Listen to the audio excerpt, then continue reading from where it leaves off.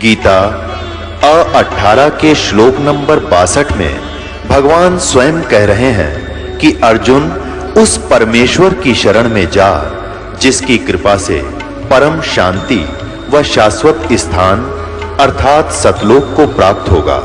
वो परमेश्वर कौन है, कहां है, कैसा है, जानने के लिए कृपया अवश्य सुनिए जगत गुरु तत्वदर्शी संत रामपाल जी महाराज के अमृत वचन।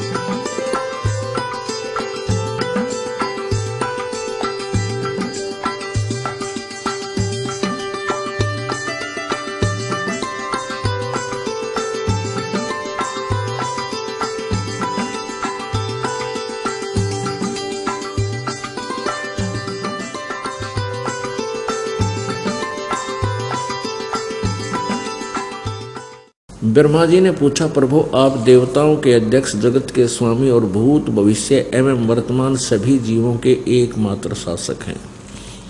भगवान फिर आप क्यों तपस्या कर रहे हैं और किस देवता की आराधना में ध्यान मग्न है? मुझे असीम आश्चर्य तो यह हो रहा है कि आप देवेश्वर एवं सारे संसार के शासक होते हुए भी समाधि लगाए बैठे हैं। ब्रह्मा जी के विनीत वचन सुनकर भगवान श्री हरि उनसे कहने लगे कि ब्रह्मन सावधान होकर सुनो, मैं अपने मन का विचार व्यक्त करता हूँ। देवता, दानव और मानव सब यही जानते हैं कि तुम सृष्टि करते हो, मैं पालन करता हूँ, संकर संहार किया करते हैं, किंतु फिर भी वेद के पारगामी पुरुष अपनी युक्ति से यह सिद्ध करते हैं कि रचने, पालने और संहार करने की यह योग्यता जो हमें मिली है इसकी अधिष्ठात्री शक्ति देवी है, यानी दुर्गा है।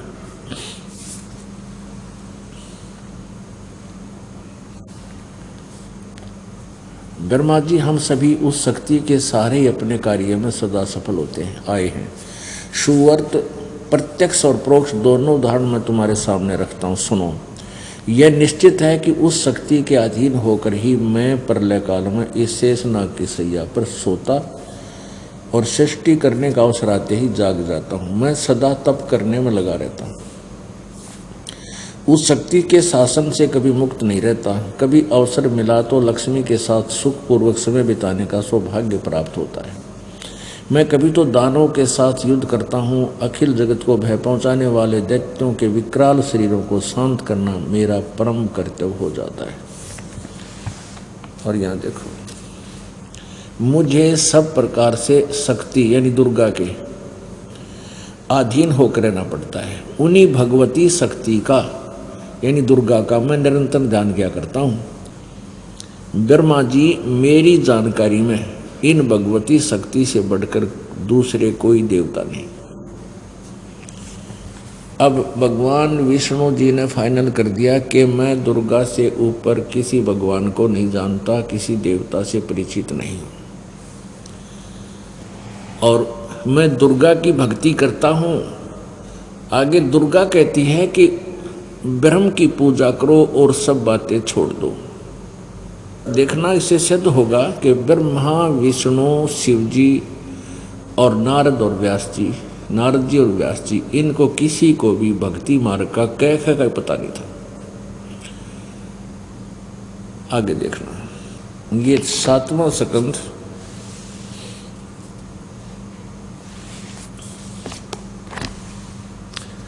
562 पृष्ठ,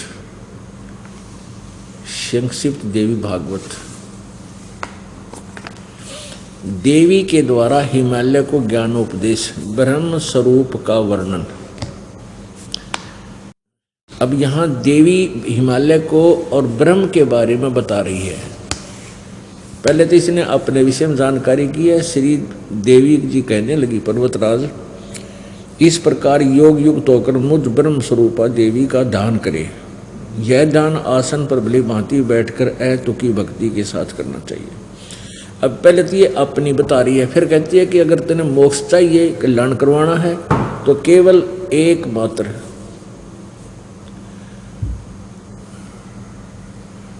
उस ब्रह्म का स्वरूप क्या है। अब कहती इस ब्रह्म की क्या स्वरूप है, यह बतलाया जाता है। जो प्रकाश रूप सबके अत्यंत समीप में स्थित, हृदय रूप गुहा में स्थित होने के कारण गुहाचर नाम से प्रसिद्ध है और महान पद है। आगे देखो, वह समस्त प्रजा के ज्ञान से परे है, अर्थात किसी की बुद्धि में आने वाला नहीं है, ऐसा तुम जानो। जो परम प्रकाश रूप है, जो सूक्ष्म से भी अत्यंत सूक्ष्म है, जिसमें संपूर्ण लोक और इन लोकों में निवास करने वाले प्राणी स्थित हैं, वह यह अक्षर ब्रह्म है। अब दुर्गा का भी ज्ञान देखते रहियो, इस ब्रह्म को कितने अक्षर ब्रह्म का है, कितने परम अक्षर ब्रह्म का है, और फिर ब्रह्म भी कहती है। वही यह अक्षर ब्रह्म है, वही सबके प्राण है, वही सबकी वाणी है और वही सबके मन है। वह यह परम सत्य और अमृत अविनाशी तत्व है। सौम्य उस वेदने योग्य लक्ष्य का तुम वेदन करो, मन लगाकर उसमें तन्मय हो जाओ। सौम्य उपनिषद में कथित महान अक्षर रूप धनुष लेकर उस पर उपासना द्वारा तीक्ष्ण किया हुआ बाण संधान करो और फिर भावानुगत चित्त के द्वारा उस बाण को खींचकर उस अक्षर रूप ब्रह्म को ही लक्ष्य बनाकर वेधन करो। परवण ओम तो धनुष है, जीवात्मा बाण है और ब्रह्म को उसका लक्ष्य कहा जाता है। अब इसमें स्पष्ट कर रही है दुर्गा कि उस एकमात्र परमात्मा को ही जाने, दूसरी सब बातों को छोड़ दे। यानी और सब की पूजा छोड़ दो, अपनी को भी त्यागने की कह रही है। यही अमृत रूप परमात्मा के पास पहुंचाने का पुल है। संसार समुद्र से पार होकर अमृत स्वरूप परमात्मा को प्राप्त कराने का यही सुलभ साधन है। इस आत्मा का ओम के जप के साथ ध्यान करो। इससे अज्ञान में अंधकार से सर्वथा परे और संसार समुद्र से पार जो ब्रह्म है उसको पा जाओगे, तुम्हारा कल्याण हो। अब यहां पर आ गई ब्रह्म, और यहां कह रही है परम अक्षर ब्रह्म, इसको अक्षर रूप ब्रह्म, यहां कह रही है अक्षर ब्रह्म, और यहां फिर लास्ट का फाइनल कर देती है, उस संसार समुद्र से पार जो ब्रह्म है उसको पा जाओगे, तुम्हारा कल्याण हो। और वो कहाँ रहता है, ये 563 पृष्ठ पे। वह यह सबका आत्मा ब्रह्म लोक रूप दिव्य आकाश में स्थित है, वहां रहता है।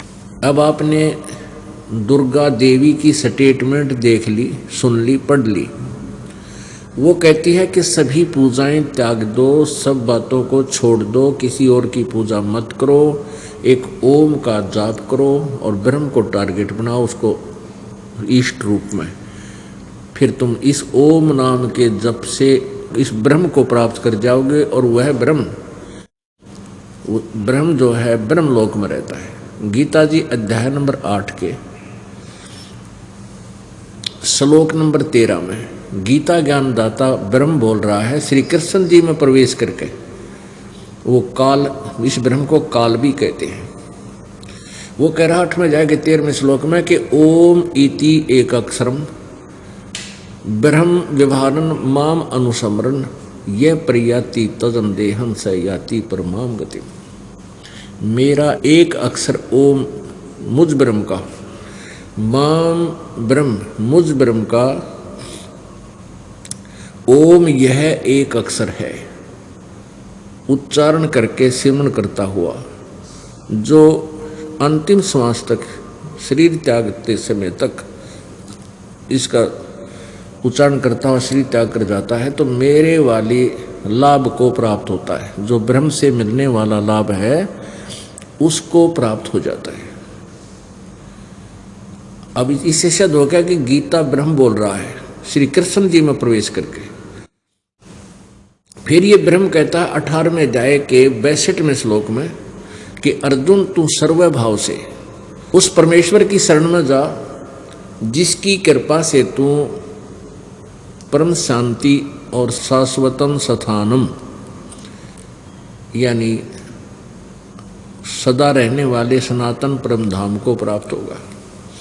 उसके बारे में बताता है कि उसका मंत्र क्या है। गीता जी अध्याय नंबर 17 के श्लोक नंबर 23 में कहा है कि ओम तत्सत इति निर्देश ब्रह्मण त्रिविध समर्थय। ओम तत्सत इति निर्देश है। ब्रह्मण माने परम अक्षर ब्रह्म, सच्चिदानंद घन ब्रह्म का जो 3 मंत्र का जाप है, जिसमें ओम ब्रह्म का भी साथ चलेगा और तत् ये सांकेतिक है, सत भी सांकेतिक है। ये दास बता सकता है और कोई नहीं इसका अधिकारी आपको नाम देने का, वो गुप्त मंत्र है। तत् ये अक्षर ब्रह्म का है और सत ये परम अक्षर ब्रह्म का है। गीता जी अध्याय नंबर 8 के श्लोक नंबर 1 में अर्जुन ने गीता ज्ञान दाता ब्रह्म से पूछा कि हे भगवान, आपने गीता जी अध्याय नंबर 7 के श्लोक नंबर 29 में कहा है कि तत् ब्रह्म उस ब्रह्म को जानकर और सारे अध्यात्म ज्ञान को समझकर और सभी कर्मों से परिचित हो जाने के उपरांत वह व्यक्ति केवल जरा और मरण से, बुढ़ापे और मृत्यु से ही छूटने का प्रयत्न करता है। तो किम तत्ब्रह्म, उस तत्ब्रह्म को जानने के बाद प्राणी यहाँ से जरा और मरण से ही छूटने का प्रयत्न करता है, तो वो तत्ब्रह्म कौन है? 8वें अध्याय के प्रथम मंत्र में पूछा है। अर्जुन ने कहा कि किम तत्ब्रह्म, किम अध्यात्म, किम कर्म पुरुषोत्तम। इसका उत्तर गीता ज्ञान दाता ब्रह्म ने 8वें अध्याय के 3रे मंत्र में दिया है श्लोक में कि वह परम अक्षर ब्रह्म है, जो गीता ज्ञान दाता ब्रह्म से अन्य है। पुण्य आत्माओं, दुर्गा ने संकेत कर दिया, ब्रह्म फाइनल बता दिया। अब ब्रह्म ने परम अक्षर ब्रह्म फाइनल बता दिया, परम अक्षर ब्रह्म। लेकिन उस परम अक्षर ब्रह्म की साधना के विषय में गीता ज्ञान दाता भी परिचित नहीं है, वो भी अल्पज्ञ है।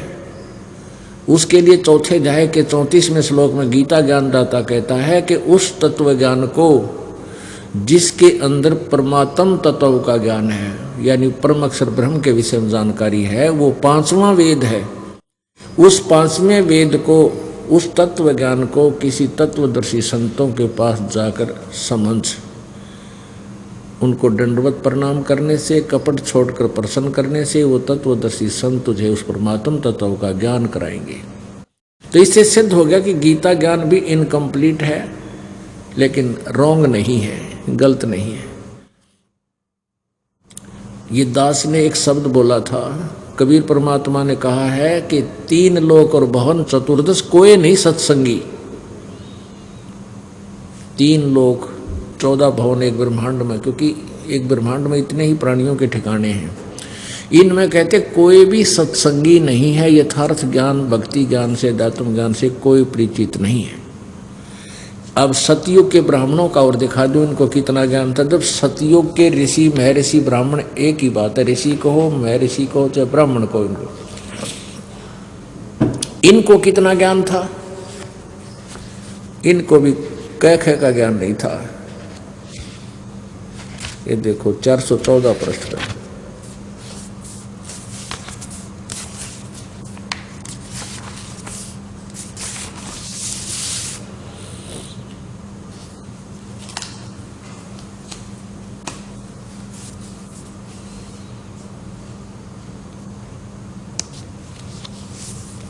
ये देखिएगा 6ठा स्कंध,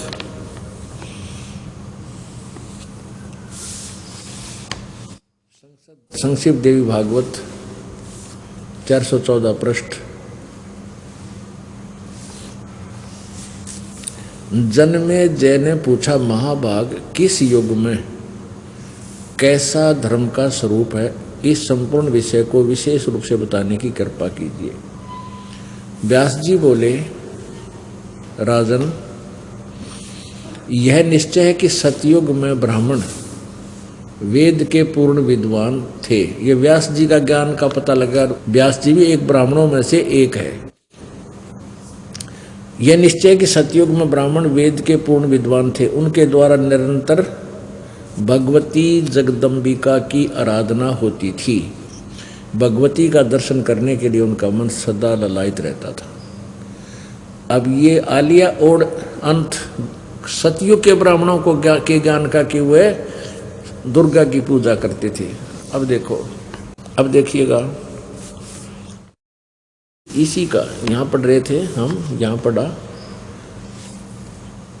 भगवती का दर्शन करने के लिए उनका मन सदा ललायित रहता था। और इन्होंने प्रत्येक गांव में शक्ति मंदिर का उद्घाटन हो, इस विषय की उनकी मन में बड़ी उत्सुकता थी। इन्होंने यूँ नाश किया, मंदिर बनवा दिए सारे। ये सतयुग के ब्राह्मणों ने ये भोली आत्मा मंदिरों तक सीमित कर दी। अब ये तो सतयुग के ब्राह्मणों का हाल है। अब क्या बताया है कि धर्म की यही सती थी, त्रेता में भी रही, परंतु कुछ ह्रास हो गया। सतयुग की जो सती थी वह द्वापर में विशेष रूप से कम हो गई। राजन, उन प्राचीन युगों में यानी कलयुग से पहले के युगों में जो राक्षस समझे जाते थे वे कलयुग में ब्राह्मण माने जाते हैं। क्योंकि अब के ब्राह्मण प्राय पाखंड करने में तत्पर रहते हैं। दूसरों को ठगना, झूठ बोलना और वैदिक धर्म कर्म से अलग रहना कलयुगी ब्राह्मणों का स्वाभाविक गुण बन गया है। अब स्पष्ट हो गया कि सतयुग में जो राक्षस समझे जाते थे ऐसे तो अब कलयुग के ब्राह्मण हैं और इन उद्देश्य है जनता को ठगना, झूठ बोलना, वेद विरुद्ध ज्ञान देना। और ये आपके समक्ष है। इन्होंने किसी भी सदग्रंथ को समझा नहीं। अभी तक हमारे को ब्रह्मा विष्णु महेश के विषय में जानकारी देते रहे। ये अजरो अमर है, इनके कोई माता पिता नहीं है, यही पूजा के योग्य हैं। और जबकि विष्णु जी कहता मैं तो दुर्गा की पूजा करता हूँ और इससे ऊपर मैं किसी भगवान को नहीं जानता, तो इनकी पूजा करके आप कहाँ जाओगे? नरक में। भूत बने, पितर बन गए, फिर उनके श्राद्ध निकलवाने लग गए यही नकली ब्राह्मण गुरु। ब्राह्मण कोई जाति नहीं, जो कार्य व्यक्ति ब्राह्मण का करता है और वो झूठा करता है तो उसको ब्राह्मण, नकली ब्राह्मण कह सकते हैं। वैसे तो ब्राह्मण की परिभाषा वही है, ब्राह्मण सो जो ब्रह्म पछाड़े। ब्राह्मण का अर्थ होता भक्त, साधु, संत, ऋषि, जिसने परमात्मा के विषय में यथार्थ ज्ञान हो, वास्तव में वो ब्राह्मण कहलाता है। लेकिन उनको ब्राह्मण की फीत लग गई, ऋषि कहलाए, तो वो ट्राई कर रहे थे प्रभु की, वो फेल ब्राह्मण थे, उनको यथार्थ ज्ञान नहीं था। ब्रह्मा विष्णु महेश को अजरो अमर बताया करते थे ये। अब देखिएगा,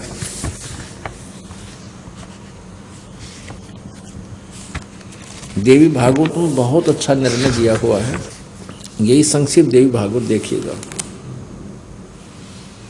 संक्षिप्त देवी भागवत 3रा स्कंध, पृष्ठ 123। या भगवान विष्णु जी दुर्गा के बारे में जानकारी दे रहे हैं। पृष्ठ 123 पे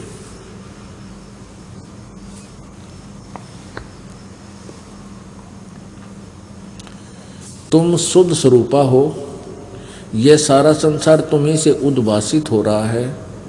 मैं ब्रह्मा और शंकर हम सभी तुम्हारी कृपा से विद्यमान हैं। हमारा आविर्भाव माने जन्म, तिरोभाव में मृत्यु हुआ करता है। हमारा तो जन्म मृत्यु होता है, विष्णु जी बता रहे।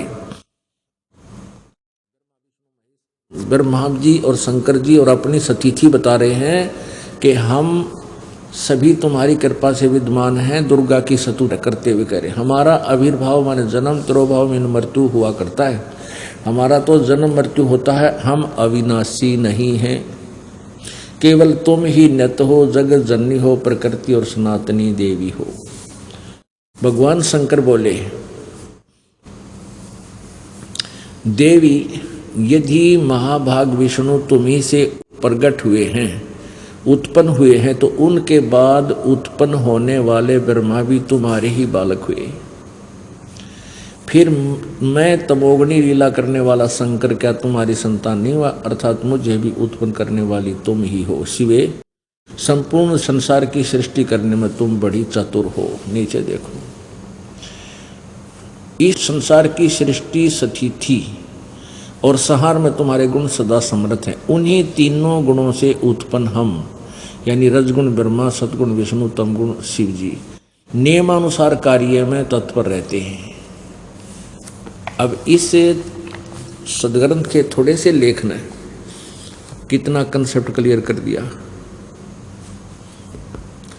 इस पवित्र देवी भागवत के इस थोड़ी सी 5-7 पंक्तियों ने कितने कंसेप्ट क्लियर कर दिए। एक तो ये कर दिया कि ब्रह्मा विष्णु महेश नासवान है, अविनाशी नहीं है, इनकी जन्म मृत्यु होती है। दूसरा ये कर दिया कि इनकी मां दुर्गा है। और तीसरा ये कर दिया कि रजगुण ब्रह्मा, सतगुण विष्णु, तमगुण शिव जी, एक एक गुण से उत्पन्न है, ये परिपूर्ण है। और चौथा ये कर दिया कि ये केवल नियमित कार्य ही कर सकते हैं, ये किसी के संस्कार में परिवर्तन नहीं कर सकते, वर्क डन ही दे सकते हैं, जैसा कर्म जिसने किया वैसा ही दे सकते हैं। और पूर्ण परमात्मा हमारे सर्व अपराधों का नाश करके और हमारे पाप का नाश करके हमें केवल सुख ही सुख दे सकता है। उसमें ये परम शक्ति है, वो उसके हाथ में, सब भाग्य उसी के हाथ में है। तो हम जब उसकी शरण में आ जाएंगे तो उसके पास एक पावर है। हमारी सच्ची लगन देखने के उपरांत वो परमात्मा हमारे सब पापों का नाश करके और हमें पूर्ण रूपेण सुखी बना देता है। तो वो परमाक्षर ब्रह्म है, वो कबीर देव है जो बनारस में 600 वर्ष पहले लगभग आए थे और 120 वर्ष तक इस साधारण मनुष्य की तरह काम करके अपनी लीला करके चले गए और ये तत्व ज्ञान का प्रचार करके और लिपिबद्ध करवा के चले गए। अब इस दास को भेजा है उस गूढ़ ज्ञान को आप तक पहुंचाएं और समझाएं। अभी तक न तो कबीर पंथी इस गूढ़ ज्ञान को समझ सके और न ही उनके पास यथार्थ भक्ति विधि है, जिस कारण से वे भी परमात्मा की प्राप्ति नहीं कर सकते। उन सभी को यहाँ आकर इस दास के पास आकर के उपदेश दीक्षा लेनी पड़ेगी, क्योंकि एक समय में गुरु एक ही होता है, सतगुरु एक ही होता है। क्योंकि परमात्मा कबीर जी जब स्वयं आए थे उनके 64 लाख शिष्य थे और उन्होंने स्वयं ही सबको उपदेश दिया था और किसी को भी अपने पैरेलल समय में उपदेश का अधिकारी नहीं बनाया था।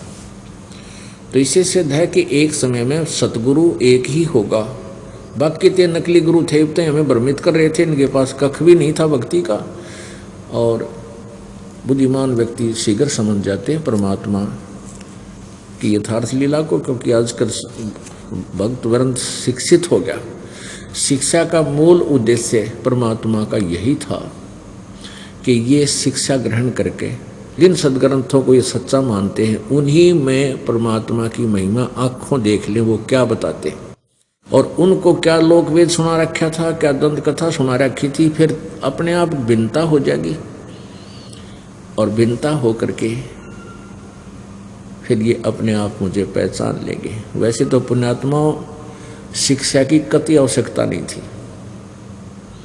इस शिक्षा के अंदर अनेक दोष हैं, चतुर बना देता है, बेईमान बना दिए, हमारे को इतना गिरावट में आ गए हम।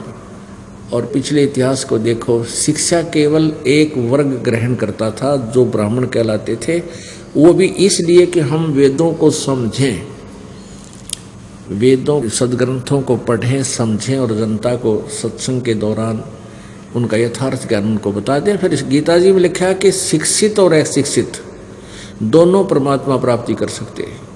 शिक्षित विद्वान जो व्यक्ति होता है वो सदग्रंथों को पढ़े, यथार्थ ज्ञान को समझे और अशिक्षितों को उन्हीं की लैंग्वेज में, साधारण भाषा में उनको ज्ञान बता दे, वो भी भक्ति कर सकते हैं। मंत्र का जाप ही तो करना है, मंत्र का जाप करना है, नियम में रहना है, मर्यादा के अंदर रहना है, तो दोनों पार हो सकते हैं, विद्वान भी और अविद्वान भी। शिक्षा का उद्देश्य केवल रोजी रोटी ही रह गया।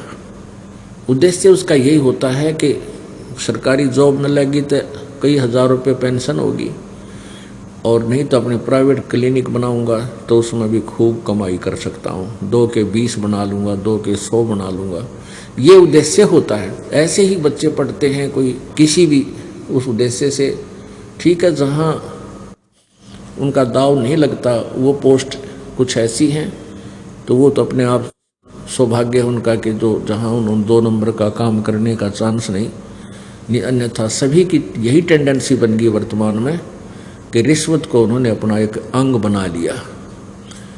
और पहले क्या था कि रिश्वत को विष मानते थे, और विष है भी, लेकिन अनजानपने में इस विष को अब खाना प्रारंभ कर दिया, जिससे किसी के घर में शांति नहीं, किसी के भी घर में। रिश्वत का पैसा, लूट का, चोरी का, ठगी का, मिलावट का, ये पैसा जिस घर में प्रयोग होता है उस परिवार को विष देने की आवश्यकता नहीं पड़ेगी। एक समय ऐसी स्थिति उस परिवार की आ जाएगी।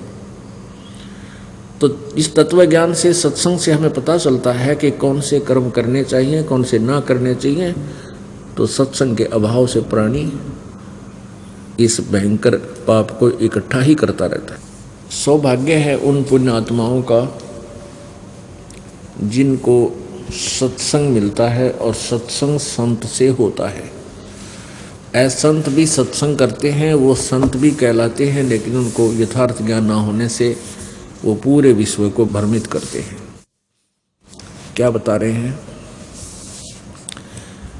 ग्रीब धन जननी धन भूमि धन, धन नगरी धन देश, धन करणी कुल धन कुल धन, जहाँ साधु परवेश।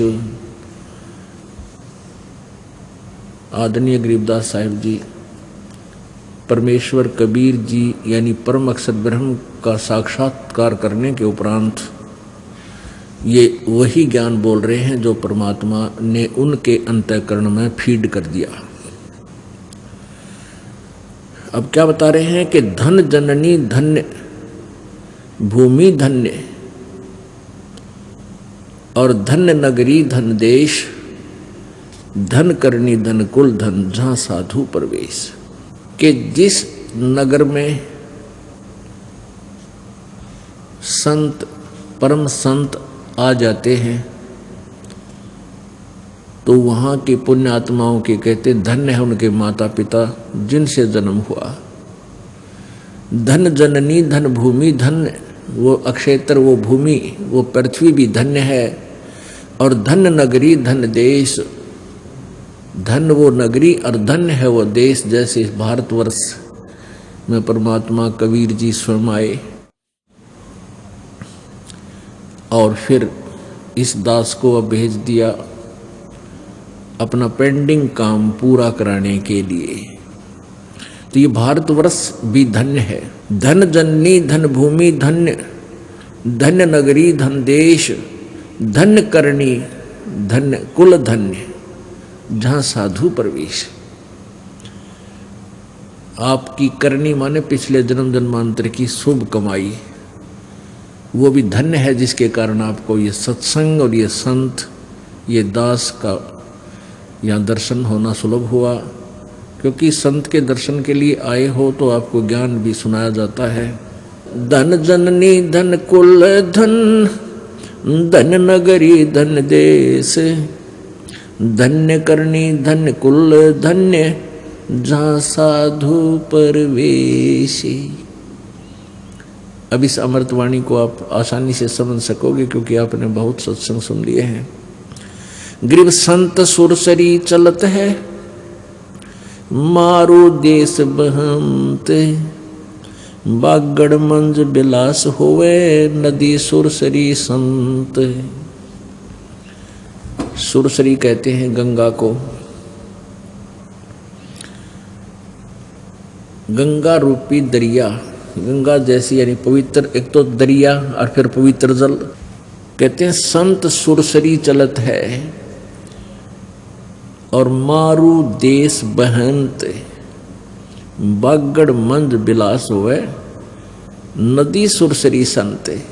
जैसे जिस क्षेत्र में, मारू क्षेत्र में दरिया नहीं थी, नहर नहीं थी, और वहाँ नहरें निकाल दी गई सरकार के द्वारा। पहले उस क्षेत्र के नागरिकों का जीवन स्तर और उस नहर के जाने के बाद का जीवन स्तर दिन रात का अंतर हो गया। पहले तो उनको आहार भी समय पर नहीं मिलता था, 3-3 2-2 मंजिल की कोठियाँ बना रखी हैं, फुहारे ला रखे हैं, यानी इतने समृद्ध हो गए वो। ऐसे ही जिस क्षेत्र में परम संत परमात्मा भेजता है या प्रभु स्वयं भी आते हैं, तो कहते हैं वो संत रूपी दरिया इस मारू क्षेत्र में, मारू क्षेत्र वो होता है जहाँ पहले जल का अभाव हो, बिल्कुल अभाव। तो ये सत्संग रूपी जल का अभाव, ये यथार्थ, ये मीठे जल का अभाव था। यानी सत्संग तो बहुत सुनते थे, ये खारा पानी तो बहुत था, लेकिन ये मीठा जल यानी सत्संग रूपी जल उस संत रूपी सुरसरी यानी दरिया में ही मिल सकता है। तो वो संत रूपी दरिया जहाँ से बहती है, जहाँ पर वो चल रही है, तो वहाँ आसपास के अक्षेत्र की पुण्यात्माएं उस कुंड के पास आकर के और फिर अपने अंतःकरण की सिंचाई कर लेते हैं और फिर वो सभी सुखी हो जाते हैं उस परमात्मा के सत्संग रूपी जल की सिंचाई से। आपके अंतःकरण में भगवान की भक्ति रूपी फसल बन जाती है, तैयार होती है। संत सुरसरी चलत है मारू देश बहंत, धन करणी धन कुल धन जहाँ साधु, धन जननी धन भूमि धन, धन नगरी धन देश, धन करणी धन कुल धन जहाँ साधु परवेश। ग्रीव संत सुरसरी चलत है ये मारू देश बहंत, बागड़ मंज बिलास होए नदी सुरसरी संत। बागड़ उस क्षेत्र को कहते हैं जहाँ जल का अभाव हो, दरिया ना हो, उसको बागड़ क्षेत्र बोलते हैं। तो कहते उस बागड़ में भी नदी नहर जाने के बाद सबके ठाठ हो जाते हैं। ऐसे ही संत रूपी सुरसरी जिस क्षेत्र में बह रही होती है, यानी वहाँ सत्संग की गंगा बह रही होती है, और जो उसके लाभ उठाते हैं वो पहले तो उसके अभाव में मारू थे, फिर उस मारू क्षेत्र यानी उन हृदयों में भी भगवान की प्रेम की लहर और भक्ति की उमंग और परमात्मा की शक्ति उनके अंदर संचरित हो जाती है, वो सुखी होने लग जाते हैं। गरीब साईं सरीखे देख ले प्रतावे जय कोई, सप्तकोश जल चढ़ गया जहाँ साधु मुख धोवे। सकल मेदनी मर गई शब्द न पूठा फेर, शब्द कोश क्या बात है डूबो मेर सुमेर। गरीब ऐसे साधु संत जन पार ब्रह्म की जात, सदा रते हरि नाम स्यो अंतर नाही गात। गरीब साध अगाध अपार जन परमानंद सो प्रीत,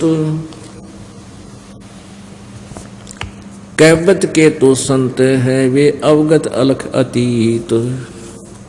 महिमा की जय संत की तन मन धन सब दे, सिर मांग टाला नहीं मोर ध्वज लख ले। अपने आत्मा इन नकली संतों ने ओरिजिनल संतों की भी महिमा को डाउन कर दिया। इस वाणी में, अमृत वाणी में, सूक्ष्म वेद की अमृत वाणी में क्या बताया है कि महिमा की जय संत की तन मन धन सब दे। ओह, संत अगर आपको मिल जावे, कहते हैं उनका सत्कार कर, उनको तन मन धन न्योछावर कर दे, और सिर मांगे, शीश भी मांगे तो टाला नहीं, मना नहीं करे। मोर ध्वज लख ले, राजा मोर ध्वज के घर पे श्री कृष्ण और अर्जुन भेष बदलकर साधु रूप में गए थे। राजा मोर ध्वज अपने पुत्र ताम्र ध्वज को राज्य गद्दी प्रदान करने की शिरोमणि कर रहा था, राज्याभिषेक करना चाहता था। तो उस समय उसने एक यज्ञ कर रखी थी। उसमें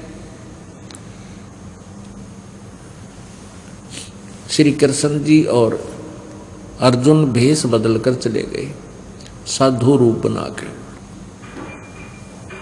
पहले संत जो होते थे उनकी वचन में शक्ति होती थी, सिद्ध पुरुष हुआ करते थे, और उसमें के नागरिक भी उन संतों के वचन को फाइनल मानते थे। मोरध्वज राजा से श्री कृष्ण जी ने कहा, उन्होंने एक माया का शेर साथ बना लिया, सिंह, और कहा कि मेरे शेर को मांस खिला। ये किसी मतलब जानवर का मांस नहीं खाएगा, ये मनुष्य का मांस खाता है।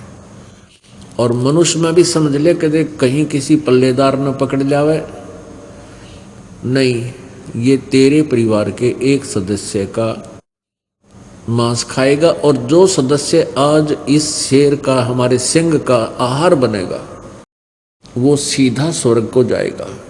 तो उस समय संत होते थे वो परमात्मा तुल्य ही होते हैं। जैसे श्री कृष्ण जी की शब्द में भी शक्ति है, और समय रहते हुए वो किसी भी व्यक्ति को ये लीला की थी, मोर ध्वज ताम्र ध्वज को आरे से चिरवा दिया, जीवित कर दिया। इतनी शक्ति संत में, आम जो सही संत होते हैं उनमें मिल जाती है।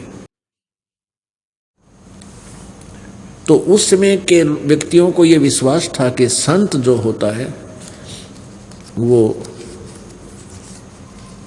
जो बोलता है उसका आगे का पालन करना चाहिए, वो मिथ्या नहीं होता। तो उन्होंने फाइनल मान लिया कि आज जिस भी प्राणी की मृत्यु होगी, यानी जिसका भी सिंह को मांस खिला जाएगा, वो स्वर्ग जाएगा। और स्वर्ग पाने के लिए तो मृत्यु तो होनी ही है, इतना ज्ञान था उनको, और इतना आसानी से स्वर्ग मिल रहा है, ऐसा सु और सब फिर नहीं मिलेगा। इस बात को सच्ची मानकर, संतों की वचन को सत्य मानकर, तीनों जनों ने अपने अपना सिर देने के लिए पहल की। श्री कृष्ण जी के आदेश से फिर मोर ध्वज के पुत्र ताम्र ध्वज को आरे से चिरवाया गया। माता पिता ने बेटे को चीरा, और ये कंडीशन रख दी थी कि आंखों में आंसू नहीं आना चाहिए तुम्हारे। यदि तुम्हारे आंखों में आंसू आ गया, तुम्हारी सच्ची श्रद्धा नहीं होगी, और कच्ची श्रद्धा वाला स्वर्ग नहीं जा सकता। कहने का भाव ये है कि वो लड़का चिरवा दिया और फिर उसको जीवित कर दिया श्री कृष्ण जी ने। अर्जुन को ये दिखाना था, अर्जुन के मन में ये दोष आ गया था कि मैं इस भगवान की सेवा सबसे अधिक करता हूँ, श्री कृष्ण जी की, और मेरे जैसा सेवक आज्ञाकारी कोई नहीं हो सकता। तो मोर ध्वज श्री कृष्ण जी ने अर्जुन की फड़क निकालनी थी। अर्जुन तो कांपन लग गया जब अपने पुत्र को वो दोनों जने चीरने लगे। तो कहने का भाव, यहाँ जो प्रसंग चल रहा है उसी पर आते हैं कि महिमा की जय संत की, तन मन धब सब दे, शर मांगे टाला नहीं, मोर ध्वज लख ले। अगर संत सिर भी मांगे चूकियो मत। पहले तो संत मांगा नहीं करते, और किसी परिस्थिति में आपका उद्धार करने के उद्देश्य से कोई ऐसा आदेश हो भी जाओ तो कहते सिर भी मांगे टाला नहीं, मोर ध्वज लख ले। संत सलैली सेज के जिनमें कैसी भिन्न, साहेब संत हो उतरे नाम धराया जिनने।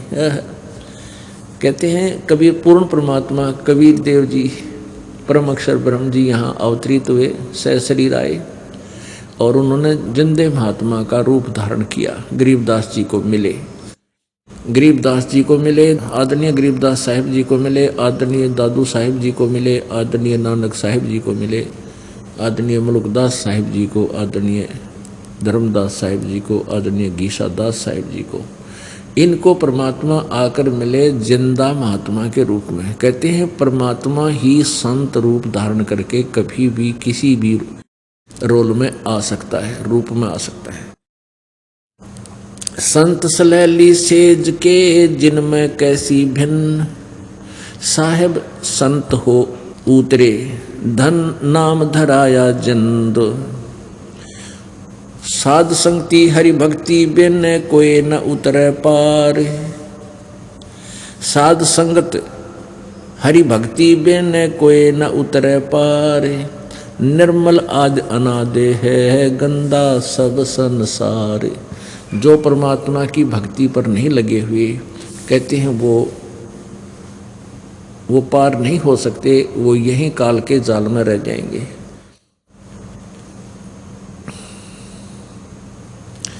साध साध सब कोई कहें साध सुमत से जान, और कुमत कुमावे जीव है जैसे जल पासान। सब संत संत कहलाते हैं, लेकिन संत वही होता है जिसमें सुमति हो। सुमति माने यथार्थ ज्ञान हो जिसके पास, और कुमत कमावे, खोटे कर्म करे वो तो जीव होता है, चाहे वो किसी भी पदवी को प्राप्त किए बैठा है। कुमत करावे कुमावे जीव है जैसे जल पाषाण। साध साध सब को एक है साध सुमत से जान, कुमत कुमावे जीव है जैसे जल पाषाण। जो जल में पाषाण है बीजत नाही अंग, चकमक लागे अग्नि है कहा करे सत्संगे। अब क्या बता रहे हैं कि जैसे पत्थर को और जल में डाल दे, चाहे समुद्र में डाल दे, दरिया में डाल दे, और उसको चाहे 100 वर्ष के बाद निकाल लो, और निकाल कर फिर उनको एक दूसरे से टच कर दो, नो की नो चिंगारियां फटेंगी, उसमें से चिंगारी निकलेगी, वो शीतल नहीं हुआ। तो क्या बताते हैं कि जो निकम्मी आत्मा है वो ज्ञान सुनते भी हैं, सत्संग करते भी हैं, और साधु संत भी कहलाते हैं। उनको 10-10, 20-20, 30-30 वर्ष भी हो गए सत्संग सुनते करते कराते साधु संत बनियाने, और फिर भी जरा सा उनको छेड़ दे आग पटेगी, इतना क्रोधित हो जाएंगे, पता नहीं के शराप दे दें, कितना बुरी तरह जुल्म करते। जैसे एक समय कुंभ का पर्व हुआ, हरिद्वार के अंदर हर पैड़ी पर भी का संयोग हुआ। वहाँ स्नानार्थ ये साधु संत, जिनको हम संत कहा करते थे, वो साधु संत वहाँ चले गए स्नान करने के लिए। ये तीनों गुणों के उपासक, ब्रह्मा जी, विष्णु जी, शिव जी के। तो ब्रह्मा जी के पुजारी तो बहुत कम होते हैं, वो तो एक ही था, जैसे हिरण्यकशिपु था, उसने भी कितने जुल्म किए। अब वैष्णु तो हैं विष्णु जी के उपासक, वैष्णु संत, और ये नाथ, कनपाड़े, नंगे, ओगड़ जिसने कहे, नागे जिसको बोलते हैं, और ये गिरी पुरी, ये सारे शिव जी के उपासक हैं, तमगुण शिव जी के। तो वहाँ क्या होता है, जब ये कुंभ का पर्व लगता है, स्नान करने के लिए तीर्थ पर जाते हैं, तो अपने अपने ग्रुप में गिरी अलग, पुरी अलग, ये नागा न्यारे, नाथ अलग, कनपाड़े न्यारे, और वैष्णु अलग से, ये अलग अलग ग्रुपों में आप अपने उनमें चले जाते हैं समुदाय में। फिर स्नान के समय ये सभी चलते हैं स्नान करने के लिए, काफी वर्ष पहले की बात है। तो सबसे पहले नागा पहुंच गए हरिद्वार, हर की पैड़ियों पर स्नान करने के लिए। उस पर भी कोई समय निर्धारित किया जाता है कि इस समय जो नहावेगा, इस समय से इस समय तक ये शुभ समय रहेगा, इसके दौरान जो स्नान कर लेगा उसका मोक्ष हो जाएगा। ऐसा इनका मानना है। वैसे ये वास्तविकता नहीं है, ये सदग्रंथों के विपरीत ज्ञान है, लोक वेद है, किसी संत आदि की चलाई हुई दंत कथा है। फिर भी वो स्नान करने के लिए वहाँ चले गए। तो पीछे से वैष्णु साधु आगे। वैष्णुओं ने कहा कि नागाओ तुम बाहर आ जाओ, सर्वप्रथम हम स्नान करेंगे, हम सर्वश्रेष्ठ हैं, तुम बाहर आओ, वापस हटो, तुम नहीं नहाओगे। नागाओं ने कहा कि हम सर्वश्रेष्ठ हैं और हम नि इच्छा हैं, हम बिल्कुल त्यागी और बैरागी हैं, हम तन पे वस्त्र भी ग्रहण नहीं करते, हम कोई वस्तु संग्रह नहीं करते, हम सर्वश्रेष्ठ हैं, प्रथम स्नान हम ही करेंगे इस कुंभ के पर्व में। अब वैष्णु साधु कहने लगे कि तुम काहे के संत हो, तुम काहे के श्रेष्ठ हो, तन पर वस्त्र भी नहीं धारण करते, पशु की तरह नंगे फिरते हो, तुम टट्टी के हाथ भी ना धोते, शरण फिरड़ो, बाहर आ जाओ तुम, पहले हम स्नान करेंगे। अभी ऐसी उनकी फिर इतनी ही देर बात में नागाओं ने भी लाल आंख कर ली। वो नंगे तमोगुण शिव के उपासक थे और वैष्णव आपस में लड़ने लग गए। तीर निकाल लाए, तलवार निकाल लाए, कटारी नो सीधे छोटे गोपे एक दूसरे की गर्दन काट दिए, बुड़कियाँ खावें, जिसके बाल उठा के बाल पाट दिए। 25,000 ये जिनको संत कहा करते थे आपस में लड़ झगड़ के और 25,000 कत्लेआम हो गए, वहां पर लड़का मर गए पशु की तरह। अब उनके विषय में इस सूक्ष्म वेद में बता रखा है, 5वें वेद में, तीर तुपक तलवार कटारी जमदड़ जोर बदावे हैं, हर पैड़ी हर हेत न जाण्या वहां जा तेग चलावे हैं, काटे शीस नहीं दिल करुणा वो जग में साध कवावे हैं, जो जन उनके दर्शन को जावे उनको भी नरक पठावे हैं। अब क्या बताया है कि तीर तुपक तलवार कटारी ऐसे घातक हथियार लेकर तो वो युद्ध करते हैं, एक दूसरे पर आक्रमण कर दिया उन्होंने। और कट शीश नहीं दिल करना, हर पैड़ी हर हेत ना जाना, हर पैड़ी हर हेत ना जाना वहां जा तेग चलावे हैं, तेग माने तलवार, और कट शीश नहीं दिल करना, ये जग में साध कहावे हैं।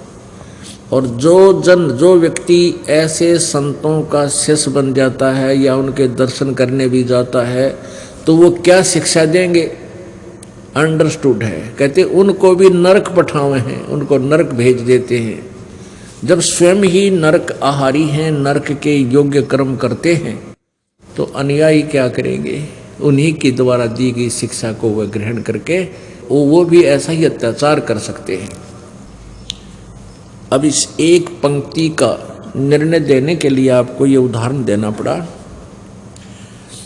साध साध सब को एक है, साध सुमत से जान, सुमति सुमति से जान, और कुमति कमावे जीव है जैसे जल पाषाण। अब वो कितने दिन से साधु संत बने फिरे थे, नागा भी वैष्णु संत भी, आज भी देख लो किसी ने टोक के सिर पावेंगे। उनको किसी को प्यार से भी आप कहोगे कि ये साधना आप कर रहे हो, ये शास्त्र विरुद्ध है, आपके सिर हो जाएंगे, लड़न लाग जाएंगे 1 मिनट में, क्योंकि उनमें साधुता तो है ही नहीं। वो तो सारी उम्र उन्होंने वो कर्म किया ही नहीं जिससे शांति हो। जो सत्संग सुनकर भी जिसमें परिवर्तन नहीं आता है, उसके विषय में बताया है कि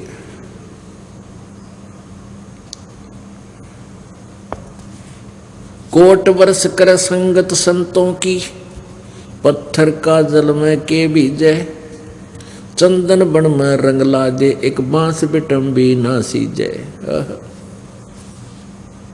जो अशांत होते हैं, निकम्मी आत्मा होती है, वो चाहे सारी उम्र सत्संग में आते रहो, वो तो ऐसे हैं जैसे पत्थर को जल में डाल दिया, निकाला, जब एक दूसरे से टच किया, जो कि जो अंगारी उनमें फिर भी है, वो जो का तो दोष भरा पड़ा है। अन्यथा जल में प्रत्येक वस्तु शांत होती है, लेकिन पत्थर का असर नहीं होता। फिर क्या बताते हैं कि वो प्राणी ऐसे हैं चंदन का पेड़ आसपास के सभी पेड़ों को, नीम को भी चंदन जैसी गंध युक्त, सुगंध युक्त कर देता है।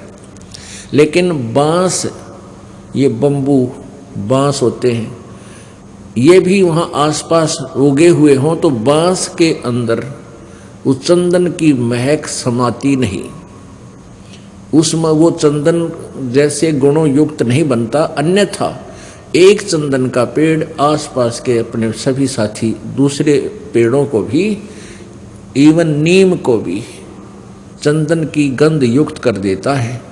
उस लकड़ी से भी चंदन जैसी गंध आती है, लेकिन बांस में असर नहीं होता। कोट वर्ष कर संगत संतों की, पत्थर का जल में के बीजे, और चंदन बन में रंग ला दे, पर बांस बिटम भी ना सीजे। तो ऐसे प्राणी जो सत्संग में आकर भी बुराई नहीं त्यागते हैं, उनके अंदर सद्गुण नहीं प्रवेश होते हैं, उनके विषय में कहा है कि वो बांस जैसे है। बांस का बिटम भी होता है जो सुख की महिमा प्राप्त कर कर दुनिया में महिमा बनाए बैठा है, बहुत बड़ा आदमी कहलाता है। जैसे कैसे कहते हैं, गिरिवर जोड़ बड़े हैं ये माया के धनवंत, रावण की जो लुटेंगे जहाँ पाँव हनडे नहीं संत। ओह, गिरवर माने गिरी माने पर्वत, और पर्वतों में भी श्रेष्ठ पर्वत जैसे हिमालय की महिमा बहुत गाई जाती है, एवरेस्ट चोटी की, कि सबसे ऊंचा। इसी प्रकार मान लीजिए कोई माया का धनवंत गिरिवर जोड़ बडेर है, यानी उन महिमा आसपास के क्षेत्र में कोई मंत्री है, मुख्यमंत्री है, प्रधानमंत्री है, राष्ट्रपति है, या कोई वैसे पैसे वाला धनी के रूप में प्रसिद्ध है। कहते हैं गिरिवर जोड़ बडेर है, जो ये माया के धनवंत, ये सब माया के धनवंत। और कहते रावण की जो लुटेंगे जहाँ पाहुंडे नहीं संत, जहाँ संत नहीं जाते, जिनके पाहुंडे माने मेहमान, जिनके पास संत नहीं पहुँचे या संतों का संग जिनको नहीं हुआ, वो रावण की तरह अंत में दुर्गति को प्राप्त होंगे, चाहे यहाँ के संसारिक महिमा उनकी कितनी बनी हो। अपने आत्माओं, रावण का दोष नहीं है वो राक्षस बना, वो दोष है उनके आध्यात्मिक गुरु का। उस आध्यात्मिक गुरु को स्वयं ही ज्ञान नहीं था। रावण के आध्यात्मिक गुरु जी को स्वयं ही ज्ञान नहीं था। उसने वेदों के आधार से, वेदों के ज्ञाता माने जाते थे वो ब्राह्मण, वो गुरु, और रावण को बता दिया कि ये भगवान शिव जी है, यही सर्वेश्वर है, यही महेश्वर है, इसी की पूजा से सर्वलाभ रिद्धि सिद्धि आ जाती है। अब रावण ने गुरु जी की आज्ञा का पालन करते हुए, उनकी बात को सत्य मानते हुए इतना सैक्रिफाइस कर दिया कि अपना यहाँ से काट के, यहाँ से अपनी तलवार से ऐसे काट कर उसके चरणों में समर्पित कर दिया, और उसको भगवान शंकर जी ने वापस दे दिया। फिर 10 बार ऐसे चढ़ा, 10 बार इसको वापस जीवित कर दिया।